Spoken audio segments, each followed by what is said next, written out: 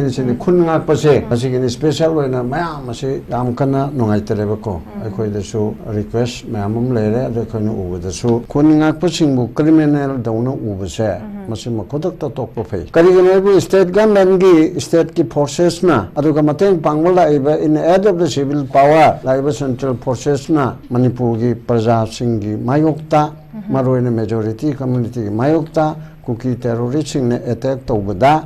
ꯃꯗꯨꯕꯨ ꯉꯥꯛꯊꯣꯛꯍꯧꯕꯗꯒꯤ ꯈꯨꯟ ꯉꯥꯛꯄ ꯏꯆꯥ ꯏꯅꯥꯎꯁꯤꯡꯅ ꯉꯥꯛꯊꯣꯛꯍꯧꯕꯗꯒꯤ ꯍꯧꯖꯤꯛ ꯃꯅꯤꯄꯨꯔꯒꯤ ꯐꯤꯕꯝꯁꯤ ꯑꯣꯏꯔꯤꯕꯅꯦꯕ ꯃꯔꯝ ꯑꯗꯨꯅ ꯃꯣꯏꯁꯦ ꯃꯣꯏꯅ ꯅꯣꯡꯃꯩ ꯄꯥꯏꯔꯤꯗꯨ ꯑꯥꯏꯟꯅ ꯌꯥꯗꯦ ꯑꯗꯨ ꯇꯧꯗꯦ ꯆꯨꯝꯃꯤꯅꯦ ꯑꯗꯨꯕꯨ ꯑꯩꯒꯤ right to private defence right to self defence ꯑꯁꯤꯗ ꯑꯩꯒꯤ ꯏꯃꯨꯡ ꯃꯅꯨꯡ ꯑꯩꯒꯤ ꯃꯥꯡꯗ ꯏꯆꯥ ꯏꯁꯨ ꯅꯠꯇ꯭ꯔꯒ ꯃꯔꯨꯞ ꯃꯄꯥꯡ ꯀꯥꯞꯇꯅ ꯍꯥꯠꯄ ꯀꯥꯟꯗ ꯑꯩ ꯅꯤꯌꯣꯝꯒꯤ ꯃꯇꯨꯡ ꯑꯩ ꯄꯨꯂꯤꯁꯇ ꯍꯧꯈꯤꯒꯦ ꯀꯩꯅꯣ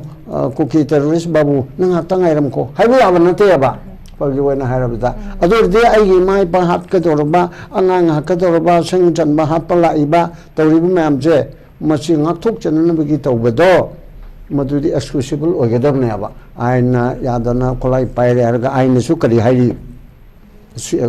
BNSꯗ ꯚꯥꯔꯇꯤꯌꯥ ꯅ꯭ꯌꯥꯌ ꯁꯪꯍꯤꯇꯥꯗ IPCꯒꯤ ꯍꯧꯖꯤꯛ ꯃꯃꯤꯡ ꯊꯣꯜꯂꯤꯕꯁꯦ ꯑꯁꯤꯗ ꯅꯁꯥ ꯉꯥꯛꯊꯣꯛꯅꯕ ꯅꯪꯅ ꯑꯔꯩꯕ ꯅꯪꯅ ꯅꯁꯥ ꯉꯥꯛꯊꯣꯛꯅꯕ ꯅꯪꯕꯨ ꯍꯥꯠꯀ ꯂꯥꯛꯄ ꯃꯤꯗꯣ ꯅꯪꯅ ꯍꯥꯠꯄ ꯌꯥꯏꯑꯕ ꯑꯗꯨ ꯌꯥꯏꯗꯅ ꯃꯤ ꯍꯦꯛꯇ ꯍꯥꯠꯂꯣ ꯍꯥꯏꯕ ꯅꯠꯇꯦꯀꯣ ꯍꯧꯖꯤꯛ ꯇꯧꯁꯨ ꯇꯧꯔꯤꯗꯅ ꯑꯗꯨꯃꯥꯏꯅ ꯇꯧꯔꯤꯕ ꯈꯨꯟ ꯉꯥꯛꯄ ꯏꯆꯤꯜ ꯏꯅꯥꯎꯁꯤꯡꯗ ꯍꯣꯏ ꯈꯨꯟ ꯉꯥꯛꯄ ꯃꯔꯛꯇ ꯂꯝꯍꯦꯟ ꯇꯨꯍꯦꯟꯕ ꯂꯩꯔꯝ ꯌꯥꯏ ꯑꯗꯨꯅ ꯇꯣꯉꯥꯟꯕ ꯑꯃꯅꯤ ꯀꯟꯅ ꯇꯧꯔꯤꯕꯁꯤꯗ ꯍꯦꯛꯇ ꯈꯣꯏꯗꯥꯟ ꯇꯥꯟꯅꯔꯒ NIAꯗ ꯍꯦꯛꯇ ꯁꯤꯟꯅꯕ NIAꯗ ꯁꯤꯟꯅꯔꯒꯗꯤ ꯒꯨꯋꯥꯍꯥꯇꯤꯗ ꯍꯦꯛꯇ ꯄꯨꯕ ꯀꯔꯤ ꯀꯩꯅꯣꯗ ꯔꯥꯟꯆꯤꯗ ꯑꯗꯒꯤ ꯗꯦꯜꯂꯤꯗ ꯍꯦꯛꯇ ꯄꯨꯕ ꯈꯣꯠꯄ ꯑꯁꯤꯅ ꯃꯅꯤꯄꯨꯔ प्रजासिंजे लोगी मतेंग लौगदबा मरा लेजदबा तसेंना लेजदबा यावबा अदुगुमसिंदो लौथोक लौसिन तौगनबी उपाय अमता लेतरेबा मरम मोइदना this is my last aduga humble appeal to all concerned kunga pasing ase hojiki oina masida criminal oina ubigano karigumba sarkarna hek rakpa terrorist kangde ama khangde punamak thengnabada sarkar gi state force na central force na koi tap tap torani haibu assurance me piraga adu daidi ekole khonga pugi nongmai paiba khotpa kari kari chaitup charang paiba loina mak to haibu yaba adu natrna di khonga pugi mingda ha made underground oramani ha made aduni haibese manipur gi lairiba situation na sidadi criminal oina uba chumde tobi ganu hanisma hajega okay babung yam phase yam chumi yam phasan thambi babung na ko yam irang kina yam na kan na khoi gi tawbagi dongbai chi noma kang na kap na mayam si mayum dai pham chafang khang na tawba matam chi da hekta ahan bai koina koi thoglaga thong theng da ki ba haiba tare kan bi ga dawba ngak pi ga dabna ngak traga di khoi sana ngak chaki bai phidep tum la ko thei pot to laibane huzik lairiba phibam sida scenario sida mayam sida khangnga ga lairib si dum phongdok tenga si su akoi gi Sambit Patrana for the fourth time koigi Governor Ajay Kumar Bala se unakre adubu kari closure meeting da unaki se kari wafam sing khana ne ki haibu dumade koi pamu se hangbada su khumdana still in vec aduna mayam se dum khoi di kano da speculation da panar ga laifim se dum lai what next cyber ne physics lai se kamai than ding babu ojike BJP gi na thari iba Knowledge ki in charge ni haiba aduga spokesperson oiba Sambit Pratarna ayi mota according to my humble opinion mana solve to una mo atai stata tawbadadi sarkar gi manunda lokthok loksin tawre moi party gi manunda adu momi tawre khole anu bomi sinda tare adu tawre haiba nu sinda tawba kanda ni union cabinet China cabinet ama natraga ani adu tawga thare raga tawyabako aidi defense minister thare law minister ga aduga thare aduga chief minister oiba amaga topum kan thare kaina tawyaba lehanan meda manipur ge se aina personally sambipatra hunba nate with due respect to him as a member of the parliament yai party ki spokesperson yai but party ki authority se Manateba Kara responsible labor, why Pakon Tarapani, the responsible labor me amana Taratana Musomusuka Bokota Toragata with them, Natadana, Icham Chamba, in charge Macha Amana, Senior Minister mayam ama including BJP Chief Minister oiliba caretaker oiro natra oiramane na hairisi masigi matakta mana ganangi mona kare haiba nangi mona kare haiba ga haibisi hoi National Party gi majority oigane bu masi chumda bapot amana yaba aduna akhoi gi aina Congress pamba Congress po yaning ba gi wanate aning da bi wanate ojaibu bina legislature leader of the Congress Party mana hairipse masigumba center na asugi matak aikoida step motherly treatment orgi yengi basidi nogi phammune dana do da tawdla dana masigi bane han saruk chamen phayse masigi statement asimukte akoi chama da chani support tongninga ba mai ga tai phabu phatba khangde ko adige tongan ba mani aduna hojike hairi ba porchida center na na koibu hanthana yengbi ba sa chan ku oino yengde na sa chan da tawri hui hodong na khong ne ba khoi pende ga na maron thoroi da bok tumit kang gum da chatka da lam chat sa to oino tawre ba center na ai ko 1949 dige yanung ba kan yanung dige inda da policy na pun gare adugi we are all citizens of India, let none divide us. I go to Kaidok Indian citizen or Yaraba. Other day, Indian state Amada Toba, West Bengal the Toba, UP the Toba, Madhya Pradesh the Toba, Tate Lady Mam said, I said the Toba treatment do Manipur state to Toba them never. Other than Mugi Manipur for the last 21 months Helaba. Thani chahi ani changa kadurba asida Bharat Punamaki mako Prime Minister oriba yamna thauburel oriba democratical dictatorship ai londa da oriba Narendra Modi ji na suknang te yang da ba suknang tangang da bo ngamba Guinness Book of World Record ta yawgodam ne harimna aina adegi sarkar gi pairiba Chief Minister amchuma gi Council of Minister no Haijarute so Haibia, Haije, so Haibia, Unabigi or Hunse, Haijaru, Dragana Kari, Haidriba, other Unageta or Ragana Kari, Una Halaktriba, Masigi, should have Karibamta Tobungam the Aram Naba. Aduna, Asugum Bagi, Aswanba, I the individual in a Canada Sas to Unateko. Sigumba Aswanba, Laiba, the Sasungi, Port Amasason, Epsi, Logi, Matung in a Tawadamni, a roll up Logi, Matung in a Tawadamni, Constitution, Logi. Mapung iba center of law si constitution ni. Constitution ni pili ba list 7 schedule ki list 2 state list. List 1 union list ni central government ki. List 2 ni state list ni aduga list 3 na animaki ni. Masida sovereign power ma Supreme Court na haibi matungina. List 2 ki da leiri ba humpu taru warangani. Adugumba koi entry humpu taru ko. Masigumba leiri ba port ase Masida magi chap chang topum topudu togodamne. Haiba sida adugi manunda tobuda kitang chodok chojin towe haiba nataba. Aduda number 1 day entry number 1 da list to with the yauri ba public order law and order Hariji state kini hairim number 1 to the ko. Masibu law and order se chingi di aina tobirage tamginang tojo gaina haiba. Madu Pagiga Uramdre statement Tona no Tona Reco. Aduga Loen Rose Centana Karambalo, the Pivano to the Kangre Law Nedinatre, Lokokiba, Masi Honorable Minister Namatam to the Haikiba. And when they give Law and Lower Aidicon could pull a ba, me among le, I upilate, Unified Command Chairman to Amada Pig Re. Unified Command Chairman, me among the Pit of Yabran, in charge for 100 I mean. When it's a total high, the Agium, the function of the top of the one, Ukin Sing Lapu, Yang Chelo, caretaker, Nana, sometimes like Pahalam Lapu, Yang Chelo, Nana, Mera Pai Lapu, Yang Chelo, and it's in Naba. Other than my tabuk to that, was a security, Lady Mamson Pano, in the Agi, Tongan, believe Shamaga, Maga Kanarakan in Nana, Pano went to the Panarector, Nano, I wrote Adam Torres, no Potaro. Hibiaba, other Loto Carbonine. Tui was among the Tuiba. Unified Command Chairman Chair Security Advisor Kuldip the Pire. I would say Council Minister na Warep Lauraga Minister na last. Okay. Haraga 166 Article 166 ki makada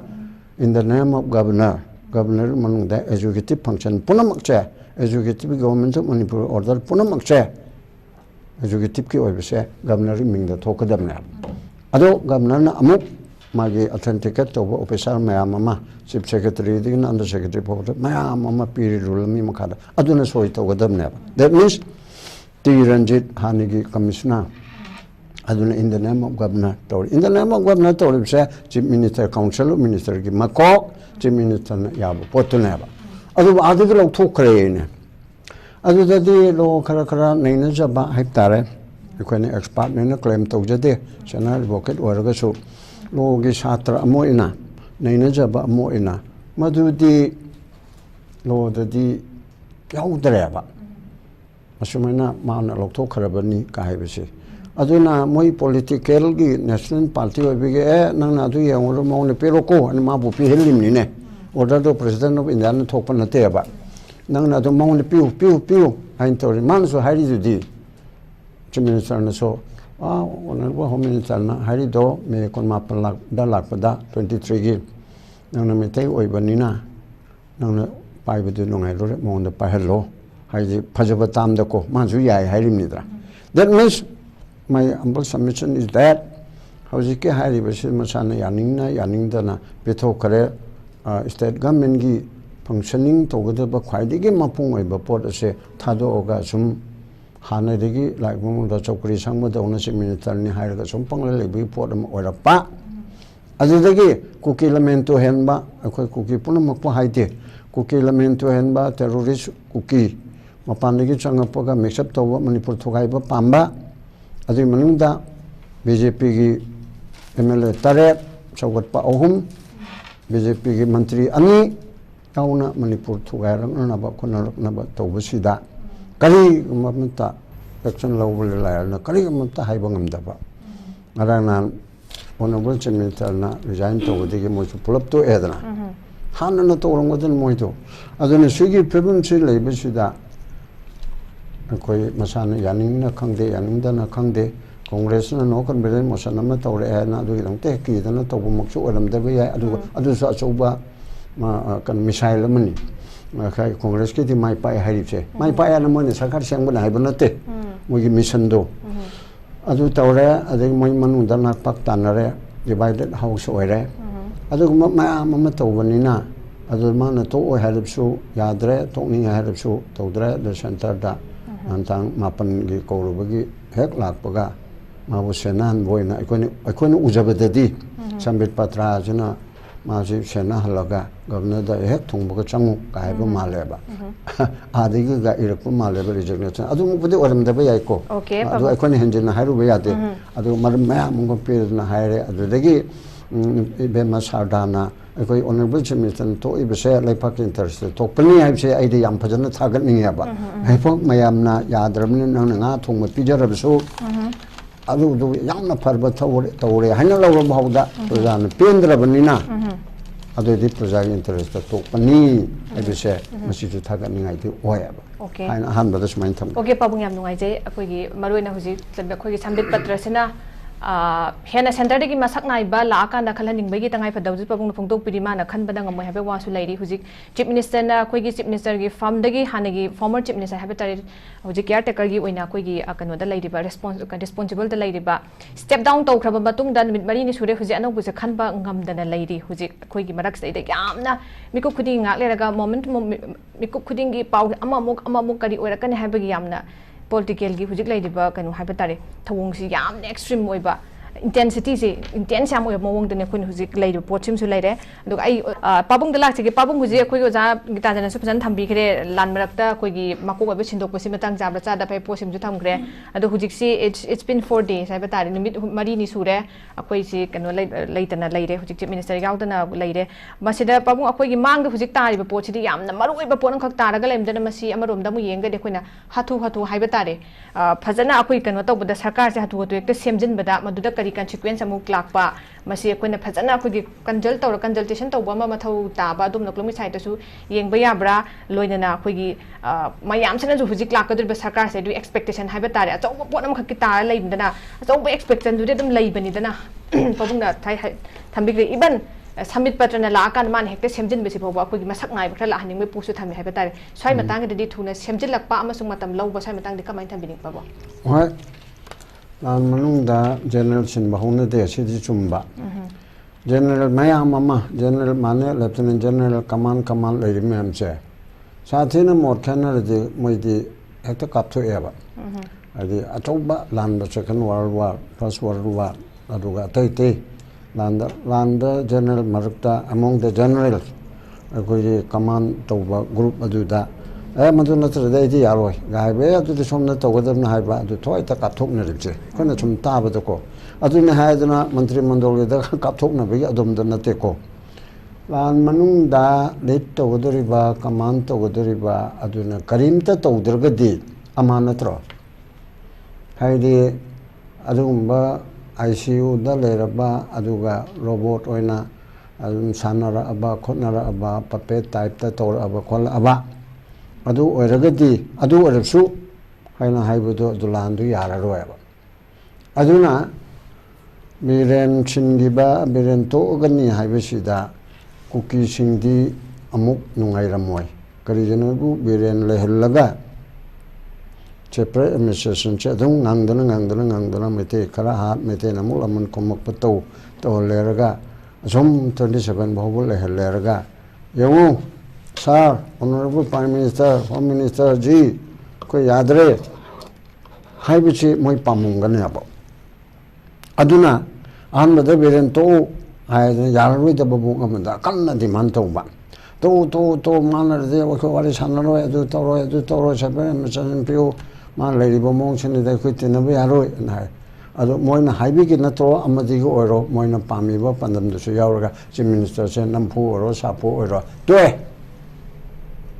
ꯑꯗꯨꯗꯤ ꯍꯔꯥꯎꯔꯣꯗꯅ ꯑꯐꯕ ꯀꯨꯀꯤꯅꯗꯤ ꯍꯔꯥꯎꯐꯝ ꯊꯣꯛꯑꯦ ꯃꯥ ꯂꯩꯔꯗꯤ ꯋꯥꯔꯤ ꯁꯥꯟꯅꯕ ꯌꯥꯗꯦ ꯍꯥꯏꯕꯅꯤ ꯍꯧꯖꯤꯛꯇꯤ ꯌꯥꯔꯦꯅ ꯍꯥꯏꯅ ꯍꯥꯏꯐꯝ ꯊꯣꯛꯑꯦꯕ ꯑꯗꯨꯗ ꯏꯀꯥꯏ ꯈꯥꯡꯗꯒꯤ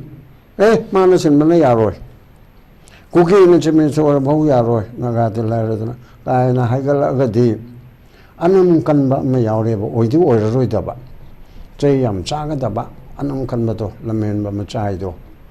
ꯑꯁꯤꯒꯤ ꯄꯣꯠ ꯑꯃ ꯑꯣꯏꯅ ꯂꯩꯕꯁꯦ ꯃꯁꯤ ꯃꯩꯇꯩꯒ ꯀꯨꯀꯤꯒ ꯍꯥꯠꯇꯣꯛ ꯍꯥꯠꯆꯤꯟ ꯇꯧꯔꯒ ꯂꯥꯟ ꯇꯧꯔꯒ ꯑꯣꯏꯒꯗꯕ ꯅꯠꯇꯦꯕ ꯑꯐꯕ ꯃꯔꯤꯡ ꯂꯩꯕ ꯑꯥꯏꯔꯟ ꯍꯦꯟ ꯂꯩꯕ ꯑꯔꯥꯟꯕ ꯇꯧꯕ ꯇꯦꯔꯣꯔꯤꯖꯝ ꯑꯦꯛ ꯑꯣꯐ ꯇꯦꯔꯣꯔꯤꯖꯝ ꯇꯧꯕꯗꯤ ꯃꯩꯇꯩ ꯑꯣꯏꯔꯣ ꯅꯥꯒꯥ ꯑꯣꯏꯔꯣ ꯄꯥꯉꯜ ꯑꯣꯏꯔꯣ ꯀꯨꯀꯤ ꯑꯣꯏꯔꯣ ꯍꯦꯛꯇ ꯂꯣꯏꯁꯤꯟꯒꯅꯤ ꯍꯥꯏꯕ ꯇꯧꯕ ꯉꯝꯕ ꯑꯗꯨꯒꯨꯝꯕ ꯑꯃ ꯗꯔꯀꯥꯔ ꯂꯩꯌꯦꯕ ꯑꯥꯏꯔꯟ ꯍꯦꯟꯗ ꯑꯗꯨꯕꯨ ꯍꯧꯖꯤꯛꯀꯤ ꯂꯩꯔꯤꯕ ꯁ꯭ꯇꯦꯞꯁꯤꯗ ꯃꯣꯏꯒꯤ ꯃꯥꯌꯣꯛꯇ ꯍꯥꯏꯕ ꯅꯠꯇꯦ ꯂꯣꯏꯅꯃꯛ ꯑꯁꯤꯗ ꯎꯁꯤ ꯌꯥꯎꯗꯕ ꯃꯥꯜꯂꯦꯕ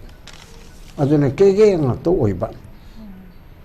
ꯑꯩꯁꯤ ꯀꯅꯥꯒꯨꯝꯕ ꯑꯃꯠꯇꯗ ꯕꯥꯏꯁ ꯂꯩꯔꯒ ꯍꯥꯏꯕ ꯅꯠꯇꯦ ꯄ꯭ꯔꯖꯥꯒꯤꯁꯨ ꯗꯣꯁꯅꯤ ꯑꯩꯈꯣꯏꯅ ꯊꯥꯒꯠꯂꯨꯕꯅꯦꯕ ꯍꯨꯝꯐꯨꯁꯦ ꯂꯥꯛ 30ꯁꯤꯒꯤ ꯚꯣꯇꯔ ꯂꯤꯁꯇ ꯌꯥꯎꯕ ꯂꯥꯛ 10ꯃꯨꯛꯁꯤꯅ ꯊꯥꯒꯠꯂꯨꯔꯤꯕꯅꯦꯕ ꯑꯗꯨꯅ ꯑꯗꯨꯗ ꯄꯣꯂꯤꯇꯤꯁꯤꯌꯥꯟ ꯑꯃ ꯑꯣꯏꯅ ꯃꯟꯇ꯭ꯔꯤ ꯑꯃ ꯑꯣꯏꯅ ꯁꯨꯃꯥꯏꯅ ꯇꯧꯐꯝ ꯊꯣꯛꯏ ꯔꯨꯜ ꯑꯣꯐ ꯉꯥꯛꯀꯗꯕꯅꯤ ꯑꯗꯨ ꯇꯧꯒꯗꯕꯅꯤ ꯁꯦꯟꯇ꯭ꯔꯦꯜ ꯒꯣꯔꯃꯦꯟꯒ ꯊꯦꯡꯅꯕ ꯉꯝꯒꯗꯕꯅꯤ ꯕꯦꯕꯥꯔꯁꯨ ꯑꯗꯨꯝ ꯖꯤꯁꯨ ꯑꯗꯨꯝ ꯇꯧꯕꯤꯌꯨ ꯑꯗꯨꯒ ꯁꯥꯔꯁꯤꯒꯤ ꯑꯦꯔꯤꯌꯥꯗꯗꯤ ꯑꯗꯨꯋꯥꯏꯗꯅꯤ ꯑꯩꯅ ꯉꯔꯥꯡꯁꯨ ꯑꯇꯣꯞꯄ ꯀꯩꯅꯣꯗ ꯍꯥꯏꯈ꯭ꯔꯦ ꯑꯣꯖꯥ ꯑꯣꯀ꯭ꯔꯝ ꯏꯕꯣꯕꯤꯁꯦ ꯑꯩꯅ ꯌꯥꯕ ꯌꯥꯗꯕꯒꯤ ꯀꯣꯏꯁꯟ ꯅꯠꯇꯦ ꯃꯣꯏꯕꯥ ꯆꯪꯕꯗ ꯃꯌꯥꯝꯁꯤꯅ ꯄ꯭ꯔꯖꯥ ꯄꯨꯝꯅꯃꯛꯀꯤ ꯑꯄꯥꯝꯕꯗꯨꯗꯅꯀꯣ ꯑꯁꯤ ꯆꯪꯍꯟꯕ ꯌꯥꯔꯣꯏ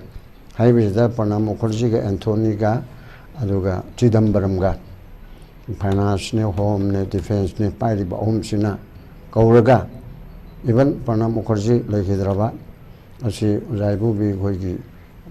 ꯃꯣꯏꯒꯤ ꯌꯥꯝꯅ ꯔꯦꯁꯄꯦꯛ ꯇꯧꯕ ꯑꯗꯨꯒꯨꯝꯕ ꯍꯥꯏ ꯀꯃꯥꯟꯒꯤ ꯂꯨꯆꯤꯡꯕ ꯑꯃꯅꯦꯕꯀꯣ ꯏꯚꯟꯗꯣ ꯃꯥ ꯄ꯭ꯔꯥꯏꯝ ꯃꯤꯅꯤꯁꯇꯔ ꯑꯣꯏꯒꯗ꯭ꯔꯁꯨ ꯄꯥꯔꯇꯤ ꯄ꯭ꯔꯁꯤꯗꯦꯟ ꯑꯣꯏꯒꯗ꯭ꯔꯕꯁꯨ ꯌꯥꯝꯅ ꯃꯆꯤꯟ ꯆꯠꯄ ꯃꯤ ꯑꯃ ꯑꯣꯏꯔꯝꯃꯤ ꯑꯗꯨꯅ ꯍꯥꯏꯔꯕ ꯐꯥꯎꯕꯗ ꯁ꯭ꯄꯦꯁꯦꯜ ꯑꯦꯌꯥꯔꯀ꯭ꯔꯥꯐ ꯑꯃ ꯊꯥꯔꯛꯇꯅ ꯃꯥ ꯂꯥꯛꯑꯣꯏꯗ ꯂꯥꯛꯇꯕꯁꯨ ꯌꯥꯏꯗꯅ ꯑꯦꯌꯥꯔꯀ꯭ꯔꯥꯐ ꯑꯃ ꯊꯥꯔꯛꯇꯅ ꯄꯨꯔꯒ ꯍꯥꯏꯕꯗꯨꯗ ꯁꯥꯔ ꯒꯨꯔꯨꯖꯤ ꯑꯩꯒꯤ ꯄ꯭ꯔꯖꯥꯅ ꯌꯥꯗ꯭ꯔꯦ ꯑꯩ ꯂꯧꯒꯦꯁꯨ ꯂꯧꯊꯣꯛꯎ ꯍꯥꯏꯔꯒ ꯇꯧꯈꯤꯕꯗꯣ ꯃꯗꯨꯒꯤ ꯑꯗꯨꯒꯨꯝꯕ ꯉꯝꯕ ꯑꯃ ꯑꯗꯨ ꯍꯥꯏꯔꯒ ꯏꯕꯣꯕꯤꯁꯤ 100% ꯐꯔꯦ ꯍꯥꯏꯕ ꯅꯠꯇꯦ ꯑꯐꯕꯁꯨ ꯃꯌꯥꯝ ꯂꯩꯔꯝꯒꯅꯤ ꯐꯠꯇꯕ ꯂꯩꯔꯝꯒꯅꯤ ꯃꯌꯥꯝꯅ ꯌꯥꯅꯤꯡꯕ ꯑꯗꯣꯝꯗ ꯅꯠꯇ꯭ꯔꯦ 아이게디 the very hujiki point to prajana mai ba changan ning de brother mai ba bu lan to ko lu gen te ko matam dugi rang da manipur thokai na hon ri ba nation am gi mai ba changan me yaro an matam dugi ho gi biduni ko adu ko mi gi pot da mayam na yana ba pot ado mayam na pam de na hai ba pot to chap chan na thabok pang thu e ba adu ne ba pot to kana ko mana ado mathak ta to badi ma ya hai da mathak ma kai ko question na te mathak ma kai ko question na te prajana changang gano lambi si ma rangang gani irang thorakani mabu ningsi de hai ba na te manipur ma chani okul lagi ni ko ichil nau ni yai even mana magi pandam manipur thogai bi panundu thado akadi even chief minister ba hoba oi be ko guard to gen sana jabon no re ba on hairam to kangi bungda even and I am the leader, brother Muibana, Greater Nagaland, Tauroi, Manipur, Mukta, 11 the minister Babu, or never could mam singe, hiding never go, do or do talk with the netre. Hiding Heidi Bedo, I am not Pam the Bediki, Toholi Tabani, high visitor. Aduna, Ibo publish a personal Mabu Takatpa, Takataba, doing at the cheap point to Giwaniko. I see it in Changyaba. I was a lady Visida, say it contact Pugumba. अदुगे अमम तौब निंसिंगाई ओइबा मयाम असि तौरपदा कबो belly पिथोखिबा नत्रगा अदु तौबा मयाम लेसिमरता 2023 गी निंगुन चाकोबा पांथोखिद्रमनाबा सि अमुबा कालिन इरोरोइद्रा पुनसि चिमिगी मणिपुर हाइबिसना लेरिम खै कावरोइदरना चैतरे खुंताप काउदबगुमना अदुगुम्बा लेगरबा none functioning government अमा लेरबा भारत के प्रधानमंत्री बु था कुनमाथु उनबंगम दबा हायरगा आई उननबा हायरुदे आई कनो अपॉइंटमेंट लौदे हाइबा करिगे लौद्रिबा दोरगदे प्राइम मिनिस्टर से तोंगान बमरो अदे प्राइम मिनिस्टर नसु हेक्ट चलरोय नंगी गवर्नमेंट से मा लेरिम गैदे आई छोंक्ला चलरोय अमिशा गा तुम तंगनो इवन एमएलए मंथमदे रूलिंग पार्टी के चाहि मुखी ममांगिनी राजनाथ ता हायदना सा को होम कनो प्राइम मिनिस्टर से को उनजगे अमुता हाइबियु आइना मोय एमएलए त्रांग मारा कावरे ममिंग हाइदोपी गुना हाइबे एमएलए अमना हायबा राजनाथ आई हाइगे अरगा नोंगालगा उनरगा मैम से आई हाइरे अदुबो अमिसागा तुम तौनरो हाइरे नो सावरनो आइना हाइगरबनाबा अदुननी अदुगु मिगी फिबम मैम अम लेबेसिदा करिमता तौदुना लेरे अदु हजिकसे हजिक कनोदुदा पॉइंटसिदा लाकंदा अखोय एनिमेटेड सस्पेंशन ची लेरमकनी मसीबु लेतरगदी लोरे एनिमेटेड सस्पेंशन ची लौथोक्तरगदी मसाना दि सोल्यूशन लेरगनी असेंबली हिंगरोय एनिमेटेड सस्पेंशन हाइते ngसाई आई नाउ रबिना सो हाइगरे मसी part of the president rule दि मचाकनी मैक्सिमम था अनि खक्तनी मांगसिदे पिरिपसे था अनि दुगी मनुदा पार्लियामेंट ना बोर्ड हाउसेस ना पास तोरगा हाइरगना था तरुक फाबु यारिमनाबा अदु तरुक तेगिदे अमुक्सु पार्लियामेंट ने तौदुइनाबा अदुगुंबगी था नि पिदिबदो अगोना तारानि कुन्नि सु याय हाइदिदुदि सेंट्रल गवर्नमेंट ना रिवोक तौरगे हाइरबुदि याइदनको अदु मैक्सिमम था नि तौदुइनाबा अदु तौदरबा अखोइगे ब्रदर जॉइन सु हाइरिबसे मासु याम खंगबा मी मनि कन असेंबली की मतंगदि सु मनि लेनबा लोददि अदा अखोइना सु हंदक मरक्सि याम कन थिजबदा खुचबदा मसिगी मनुंगदा अखोगी प्रेसिडेंट रूल अखोगी मचा हाइतारे सेमी प्रेसिडेंट रूल असि एनिमेटेड सस्पेंशन असेंबली से थबक तब मी मंगाक सस्पेंड तबगु मनिने अपुंग फाना थबक तहनदबा एमएलए सिंग दुम हिंगनी थबक तौरोय असेंबली फमोय स्पीकर दे दुम लेगनी हाइना हाइबसिदा अदुगी पोटुसु तहुद्रबा था तरुक्ति ngarangge nungdangda sugrebu haisu ngasi surebu hairapchuko नोयादो हरन छुरे हरसन ताई थोइ देगिना अगस्त ताई थोइ देगिना फेब्रुअरी ताई थोइ निदना ताई थोइ निमिस लौर सेबा आई दिंगा रां लाइन खन मन अदो ngasi लौर सेबा हरन नोयाइदा लोयरेबा असिदा सरकार सेंबिगी वादो होजे फौदि ताद्रको हरन मक तौरपदि खंगद्रे अदिगी अदुसु लोरिनिना सै ma'am नाइने रिपसे अखंग Banso खंगदमनसो assembly they kara nong yai dang hak mini amade assembly ko bu yabra yaroi adugi matam de loi halane ba adune anyway animated suspension haibesi mi de choi dreba machi tawram da na kolam dan tong asai 355 da order thoi ga thokte ga tobu sumaina tobu sida governor na chungam banate 356 sai di president gi tharam mane ba tharam daraga di joker le ba werena ei choin tharam gani adu tharaga lauthok pada thing thabai dead back to we dana masigi misi da soi tore president na hairaga hayeng lauthok pa or samu or so tarik tu di chen ba yara malam di court challenge to we aba pon amana ba 356 la na toraga di supreme court na high court na hekta loi loksin gane haibanati masi la na tobra todabra president rule amada governor na report perakpada chumna pibra pidabra masak subra sudabra haibido Supreme Court na High Court na na ba ngamme ba aduna masoi da di akoi na pa de heta pangtok to ngami haibe do praja de kari da nam han pangtok to na amani lo ge era da di pangtok to ya ro ba ma ukil gi body lady Supreme Court ka pa ba opposition gi ukil ruling gi ukil aduna taraf su maya do ukil loina pa da no le ba mam cha hang na ka na ba ka chi jam pe che manipur to tor se kari no pangtok to re haibis la ka na ba maram aduna aina asen da hani ni di Objeki animated suspension saya layer money masih kan layer है ना baham sabi यार अतः इतने तो लो चतरे लो है ना और तो चतरे हाँ तो पेटो करे मावा लोग दरे कोई जे है ना लकाम है ना रब्सो को अतः की पेन दबले रब्सो सिगी एरादी हाई कोर्ट के सुप्रीम कोर्ट के क्वेश्चन लाख पनी ना इंडिया गवर्नमेंट की मतलब की जो पे इकाई बनंग बा ओई बे याब पुट ओई बनी ना लो सिद्धि फजना नाकने ना खाली अदुना अदुमाई तो ना animated suspension hojik paubang asin omuni sem gadobo mande aina haipeta bada honorable prime minister Narendra Modi ji ase America da Donald Trump unaba chaki